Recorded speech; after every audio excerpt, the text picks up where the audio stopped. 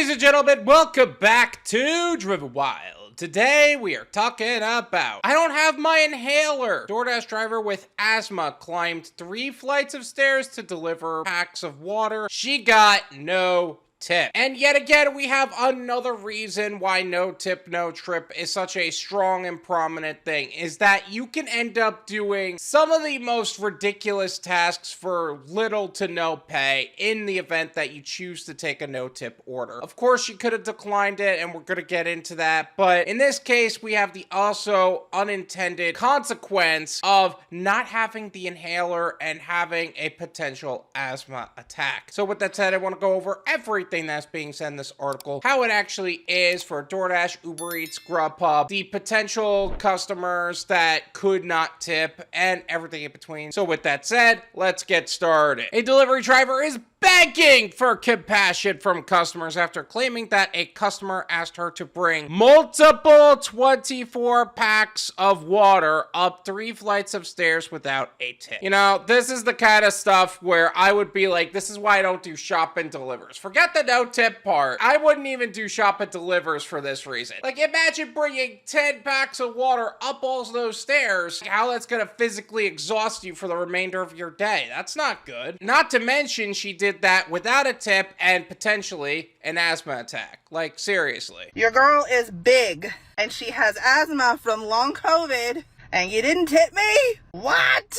I'm going to leave our TikTok as well as her profile in the description so you can develop your own opinions on the subject. Okay, to be fair though, she did make 2 major mistakes here. Number 1, she took an order that would physically exhaust her. That's number 1. Like, if you cannot physically do it, you probably shouldn't do it. And number 2, you took a no-tip order. Like, come on. It doesn't matter that the customer was an absolute scumbag. The fact of the matter is you allowed him to be an absolute scumbag by condoning their bad behavior and taking their order in the first place. The clip shows Mallory out of breath in a car after having completed the order. Don't do that to us, y'all. They did me dirty. They did, in fact, do her dirty, that's for sure. Technically, they do us all dirty, but they did you dirty. Delivery drivers have long complained about customers who don't tip. Some have adopted the mantra, no tip, no trip, meaning that if a customer does not leave a tip, they will simply refuse the order. I don't know if complain is the right word here. I feel like complain insinuates that we are doing something despite having a choice in the matter. The fact of the matter is we have the right to choose to just decline. No tip, no trip is more than just a mantra. It's an actual business strategy. But are they ever going to acknowledge it that way? No. Of course not. That would assume that they're going to do the right thing by people. They never do the right thing by people.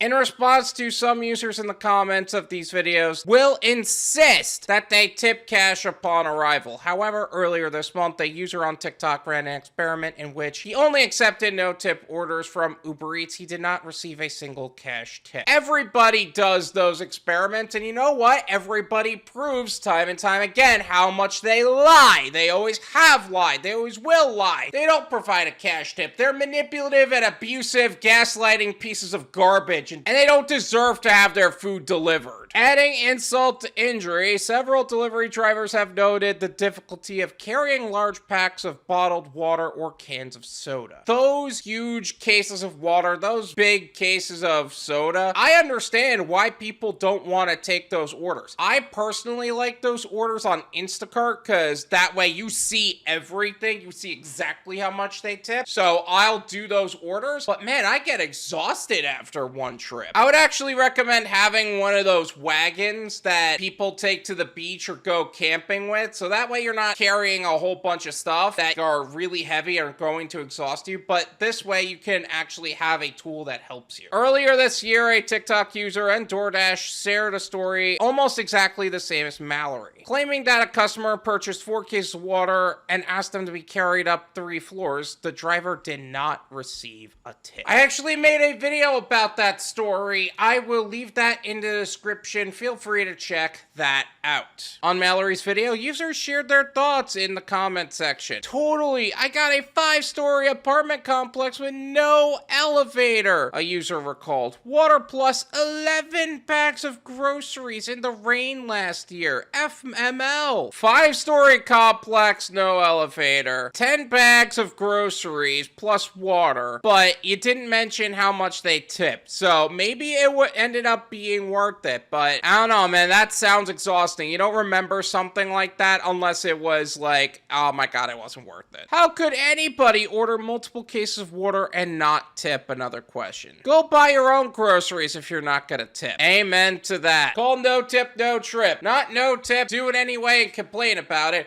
Not no tip, exhaust yourself in the process of delivering said order. No tip, no trip. It's that simple. This is my opinion. It's worth what you pay for it. None of you pay me.